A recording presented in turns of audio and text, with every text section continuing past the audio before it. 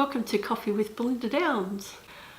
I've got my water because I've just been downstairs to have a coffee and you're here, which is really important. So let's get started. So what I wanted to talk about today is voice.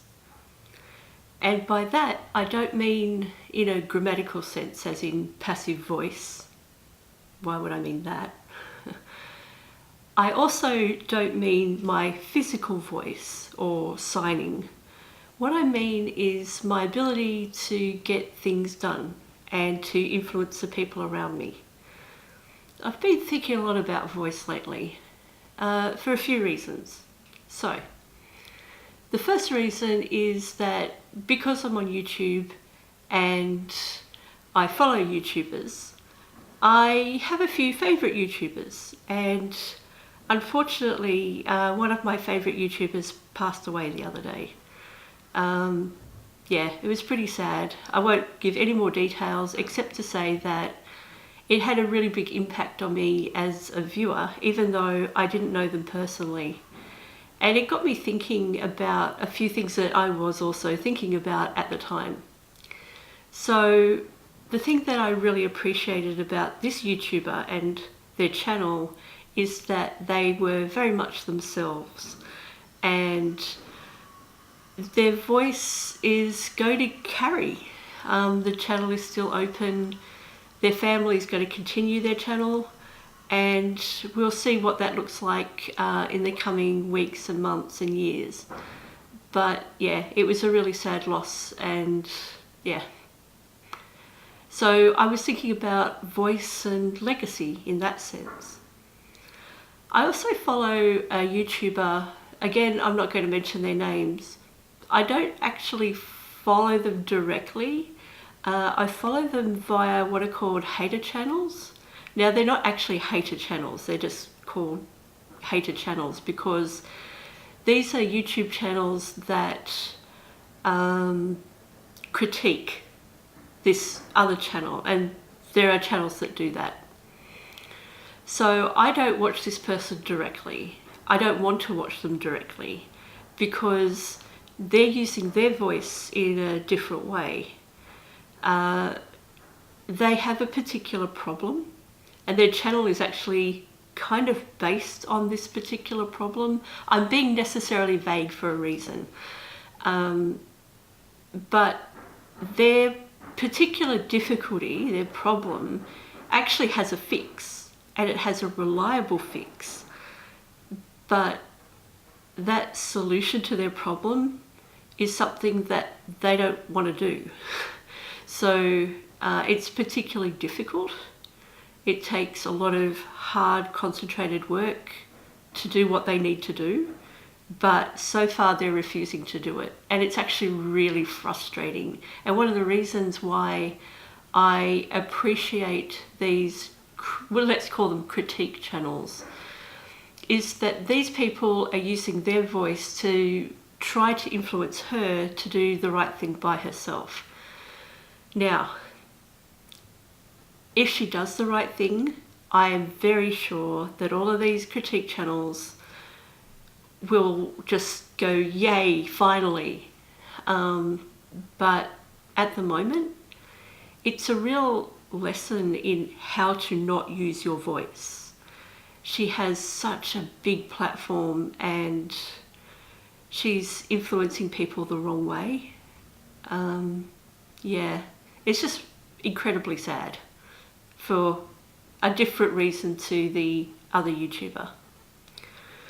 So, I also have a voice.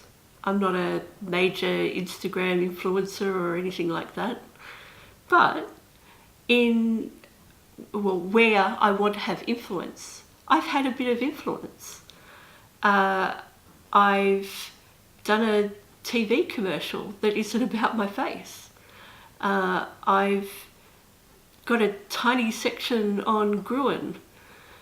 There's a 3-minute online version of that ad, which includes this scene. I would love it if somebody with a facial difference was extra number 5 in a beach scene. That would be great. And if I could be a little bit cheeky, I actually also want to be in a TV commercial. It's a lovely moment, but it's only in the longer version. Karen, what's the point of diversity if diversity doesn't make the cut? It's unfortunate that for people of diversity, whether it is physical, gender, sexual, cultural or neurological, is they're often the first to be cut in edits or in casting. And why we have something for of diversity in casting is because we want to say that everyone is treated exactly the same and equal. But when you have someone with a facial difference and also another girl with a disability in the long form cut out of the TV, it's pretty much saying they're not as equal as the people who got through on the TV. They're in a second class. Yeah. So it just comes off as being really token. It's like hiding the black guy at the back of the Banana Republic catalogue. Wow.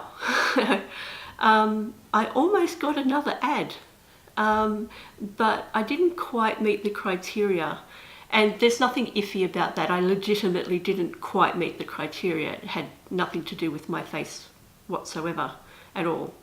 In fact, they actually emailed me back and said, "Are you sure that this doesn't happen?" And I said, "I'm very sure that this doesn't happen. I'm not going to lie to you. I'm not going to start doing things just for the sake of an ad."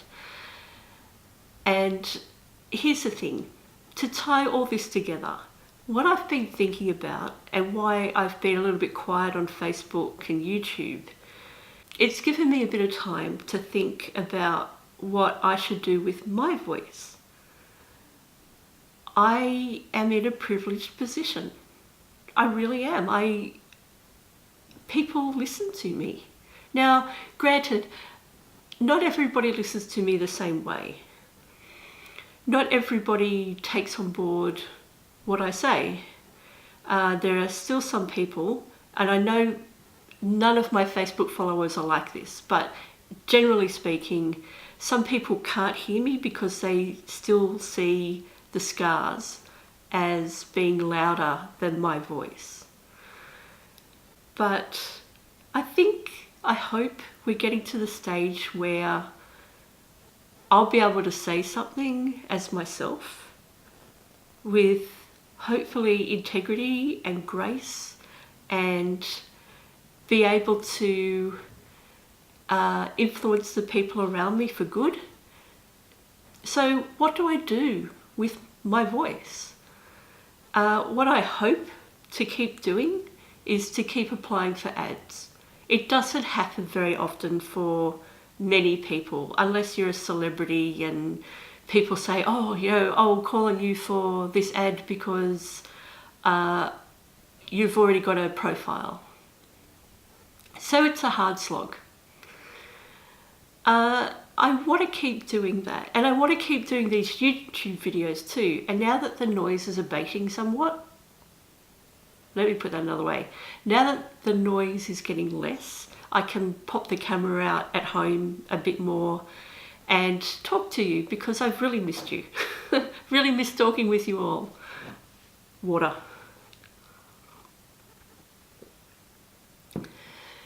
The other thing is, when we're talking about voice, so you know about the advertising stuff now. The other thing that I've really been thinking about is actually my day job.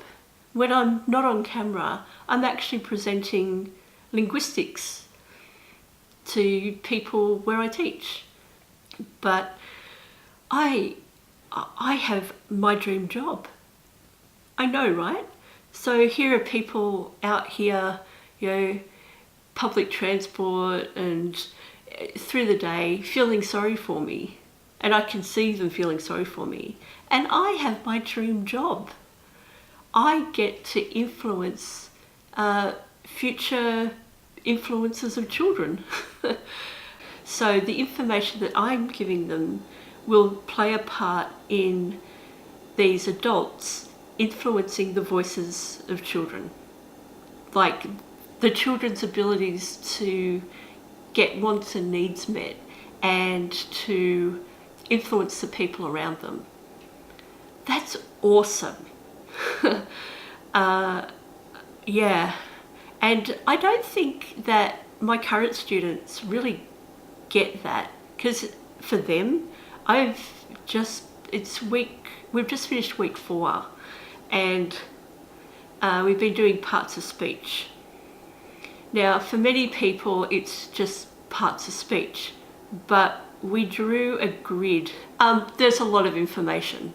It's a 3x8 grid of information, and yeah, that's a lot of information.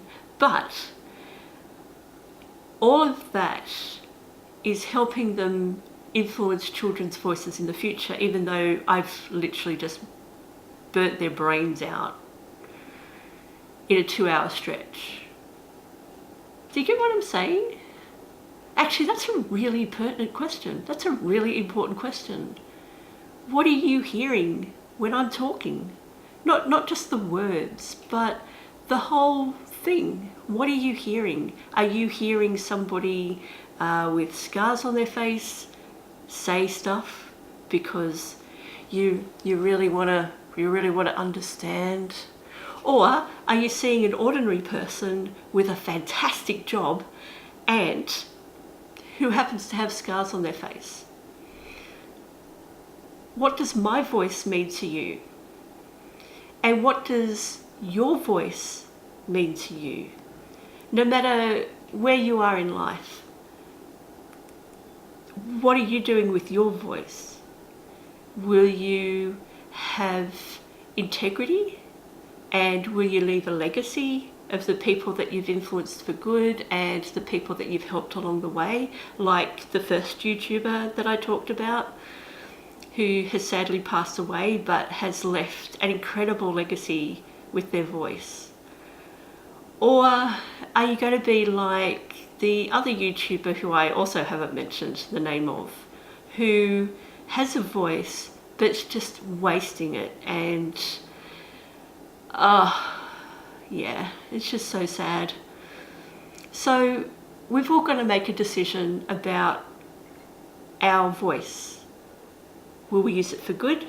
Will we use it for nothing? What are we going to do with our voices?